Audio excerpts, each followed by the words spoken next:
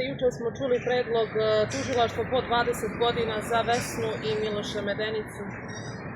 Pa dobro, iskren da budem, svi koji su bili u sudnici bili su u najmanju ruku zapanjeni takvim predlogom specijalnog tužilaštva uz onu opasku da je to zbog činjenice što je Vesna Medenica bivša predsjednica Vrhovnog suda i da je to mogla i morala i trebala biti upozorenje svim ostalim, a i zbog činjenice što je Evropska unija zainteresovana za takvu neku odluku. Naravno, ja pretpostavljam da je Evropska unija smatra da treba obezbediti uslove da se vode postupci, da se ti postupci odvijaju u razumnom roku, a nikako da se donose drakonske kazne, nego da se isključivo postupa po zakonu i po stanju u spisima predmeta.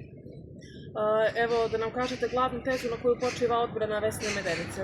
Pa danas su svi branioci koji su u ovom dijelu postupka dali završne riječi, potencirali tu činjenicu da nema dokaza niti da je Vesna Medenica, niti da su ostali okrivljeni izvršili navedena krivična djela. To je prava odbrana, možda će neko reći odbrana priča svašta, ali vam kažem da smo potencirali činjenicu da ona nije nikako mogla biti pripadnik kriminalne organizacije, niti da je vršila bilo kakav protivzakonit uticaj, budući da su sve sudije Vrhovnog suda koje su saslušavane u svojstvu svjedoka i kod tužioca i na glavnom pretresu bile kategorične u tome da niti je Vesna Medenica vršila protivzakonit uticaj, niti je čak i da je pokušala mogla to tako nešto da uradi, jer su one sudije od integriteta i da su se sudijskim poslom bavile skoro sve preko 30 godina.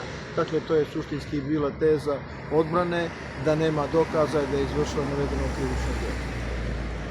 To je to. To je to, hvala. Ako treba nešto u vezi... Možda još samo ovaj dio